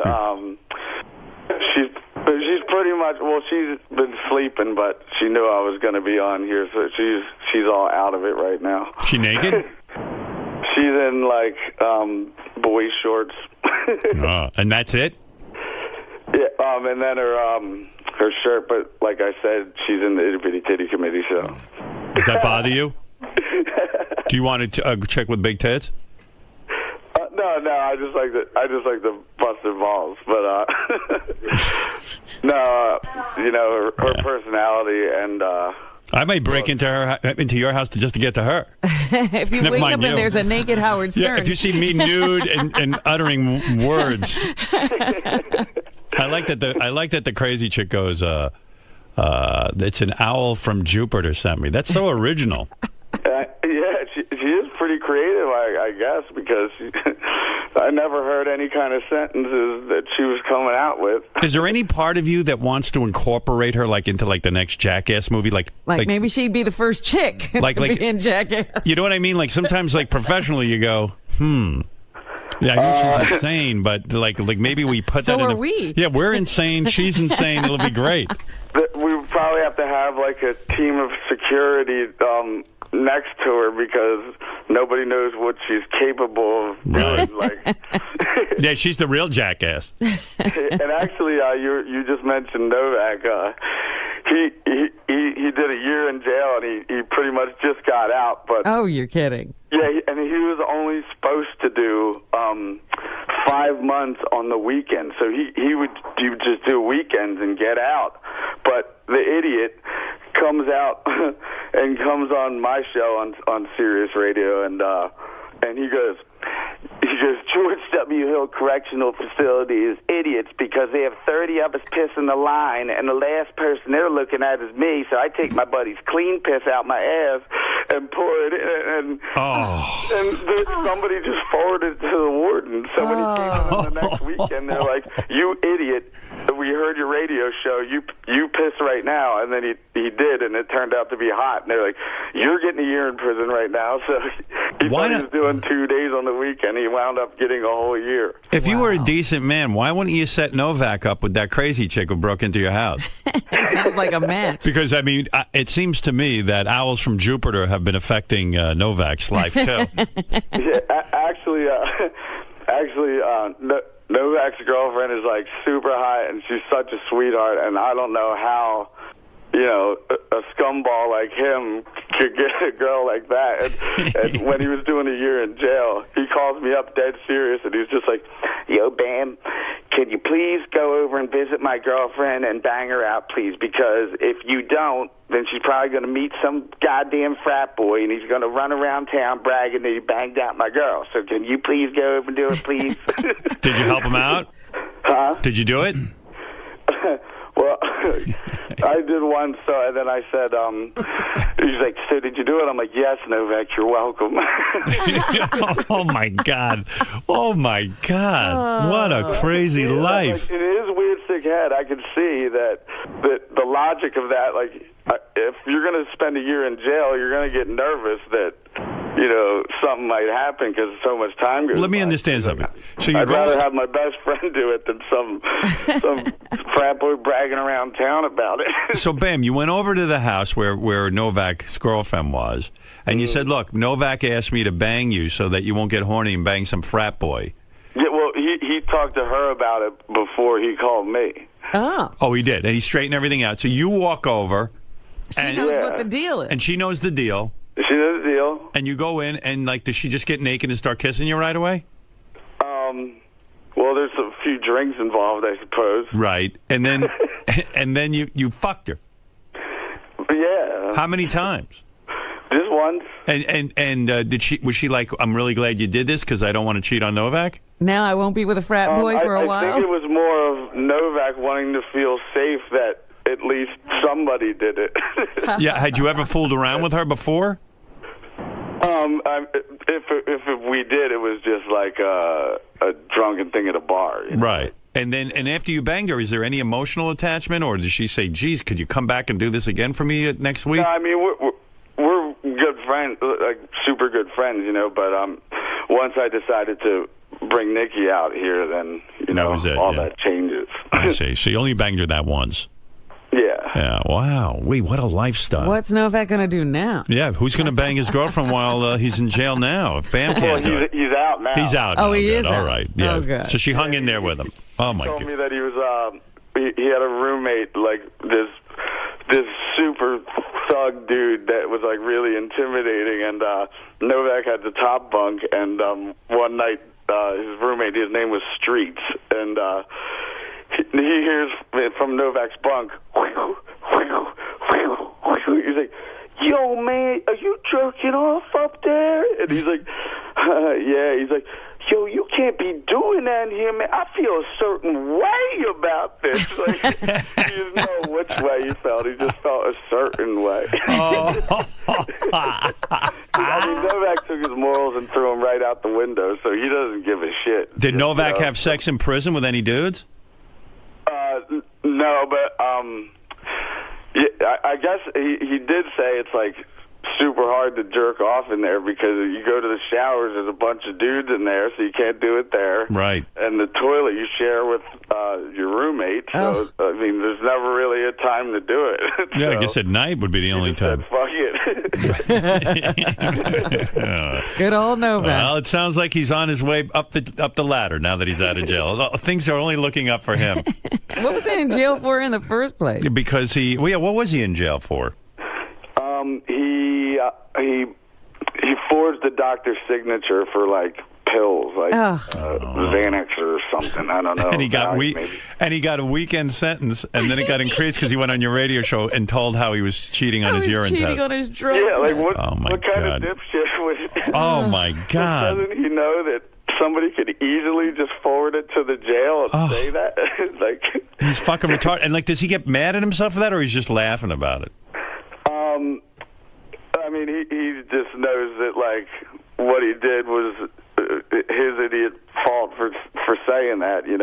Is he a dumb guy? I mean, he seems like a bright guy. The thing is, he's like the most street smart person ever. Like, right. You could put him in the worst part of like Baltimore, which is like the heroin capital of the world, and like, you could put him in the worst part of town, and he'll be able to talk his way out of everything. Yeah. But when it comes to like, I guess book smarts, like he's dumb as shit, I guess. Yeah, it's crazy, man. Well, what a crazy life. Hey, by the way, you can check out Bam Margera at bammargera.com, Margera. Yeah. You working on a new movie? At the moment, you know how Knoxville did that, he dresses as the old man and fucks with people? Yeah. In Jackass? Well, there's going to be coming up soon, a whole movie about that, and I think at the end I play Spike Jonze's lover, because Spike Jonze plays a girl, so I'm his wow. I'm his lover who Knoxville wants to beat me up to win her back, and he's doing a whole movie of that character? Of the old guy, huh? Yeah, I love that. It's still early in the works, but other than that, I hosted Punk'd, and they liked it so much that they want me to start doing it full time now, because that'd be good. Butcher's doing he's too busy doing 2.5 Men, I guess. So yeah. There you go. There you go. I like that. And, yeah, I mean, there's just so many like pilot type things happening that there's not really any answers on what channel it's going to be on. But like me and Tony Hawk and Jason Ellis are all working on a thing called Radio Clash, which is, whatever we talk about on the radio, they film. Like if I talk about the Florida Stalker, then they would reenact what happened, Right. Well, hey, And, Jason's a good dude. I've had him on the show many times. I like him. Yeah, I heard that. It was good. Yeah, he's a You good never dude. had Hawk on there, though, huh? No, I guess not. I don't know why. Maybe we will. Wasn't it Hawk who alerted us to Tim's eating habits at the airport? Yeah, Hawk was. We got to get him on here. Have who on? Hawk. Oh, Hawk. Tony. Yeah, I believe he's in New York at the moment because I just saw him there 2 days ago. No, he's an owl from Jupiter, that guy. If you know what I mean. Well, hey, listen, Bam, it's a fascinating story. Again, another just great headline in your life. Be careful. Press charges if you want my advice. I mean, I would close down the tree fort because she's coming back. You really say, oh man, I just don't want to. Bam, listen to me. You're like a real good. She's already troubled. I just don't want to trouble her anymore. Yeah, but Bam, if you don't trouble, as you say, her anymore, and I know you're a good dude, and like anything goes in your life, and you're tolerant of a lot of behaviors, but she sounds like so disturbed that. Yeah, the only way to get her help is to press charges. You're actually helping her by pressing charges because, maybe something good will come out of it. If you don't, she's just going to go right back up in the treehouse or whatever and just stalk you. Like a cockroach. I feel like it just seems like she's just too far gone to even have anybody analyze her to figure out what her problem is. That's why you want her locked up. Yeah, and you're not the person to figure that out. Right. Yeah, like when you hear people at raves who are selling like acid, and they have like a massive vial, and then it breaks and soaks into their leg, and then they're nuts forever. Right. Like I think that probably happened to her. Yeah, I mean it's a sad story, but you can't get sucked into that sad story. You've got to really realize your own safety and your girlfriend's. And if that chick gets out, you better beef up security around there. This woman says she wants to marry you. She might be dangerous to any other woman in your life. Yeah. Yeah. I think somebody diagnosed her, and she's like officially like bipolar, schizophrenic, all that. Yeah. Let me speak to that hot new girlfriend of yours. Hold on. What's her name? Nikki. Nikki. Hello. Hey, baby. Hi, honey. How are you? No. What's your story? You're super hot. Oh yeah, you know what I look like? Yeah, I just saw a picture of you. You look like a little like Mila Kunis and Angelina Jolie. Well, thank you. Yeah, I like that. What, are you doing any kind of work, or are you just like living with Bam? Living here with Bam for right now, but and my pagan biker buddy who's guarding the property. Good. You need like 50 you pagan need about biker buddies. 50, yeah. And so your whole thing is just having sex with Bam, right? Wait, what? Like your whole thing is just like being with Bam and pleasing him. Well, I mean, I love him to death. Yeah. You have any All aspirations? love. I moved out here from San Francisco. Nice. What'd you do before? Huh? Like, what do you like? do before? What's your aspirations? I am a photographer, graphic designer, and I also pose for art naked, like figure modeling. No kidding. How can I like a lot of Even us? though I had Don't no you draw, clue. Howard? Well, I've got a sketch pad with a Mont Blanc pen and stuff. I'm pretty much into sketching. Any chance I can hire you to pose nude for me? Yeah, sure, why not? What does a thing like that cost? Well, I got paid $200 for 3 hours. Oh, fuck. We'll give you $400 for 3 hours. You don't even have to, but you're going to just throw it in. I'm doubling your salary. $400 for 3 hours. Yeah. Hey, why don't you come down here? I'll give you $400 and You want come. me to model for you? Yeah. I'll draw Okay. you. I'd love to All right, draw you. let's I would do it love then. to. Beautiful. Fuck. Well, you look. That's great. $400. You'll be naked for 3 hours. So Bam here Yeah. was just saying that do you guys still give away boob implants? What? What kind of thing? No, a boob job. Boob job. Boob jobs. Oh, Do me a favor? Let me look you over when I'm drawing you. I got my suspicions are you don't need fake boobs. Like you're probably hot and you. And Bam doesn't need you to win them. Yeah. Well, the good thing is that I do have a butt. I gotta sketch you. Okay. Do you mind if I position you when I sketch you? I have various positions I like.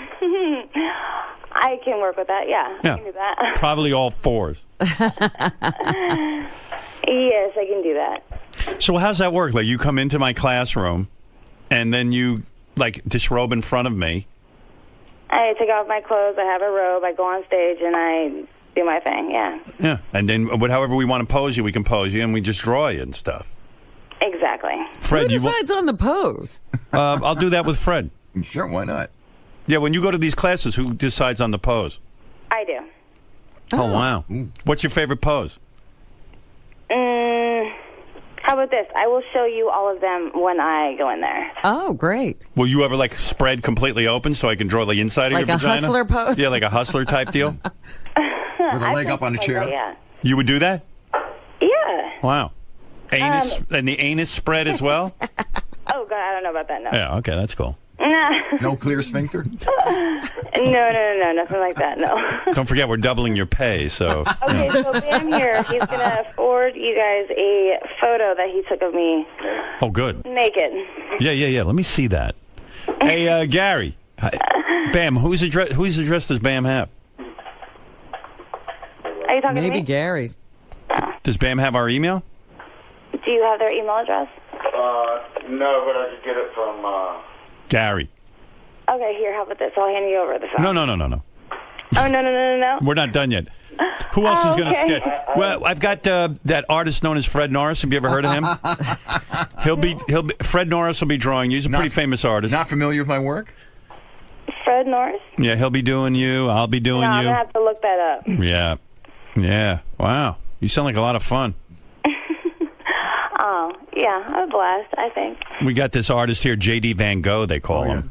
He'll be drawing you, too. J.D. Van All Gogh. right. Yeah, we'll all have berets on. It's going to be cool. We'll paint. It's going to be awesome. Well, I'm excited. Yeah. You in love with Bam? Yes, I am. Do you want to marry him?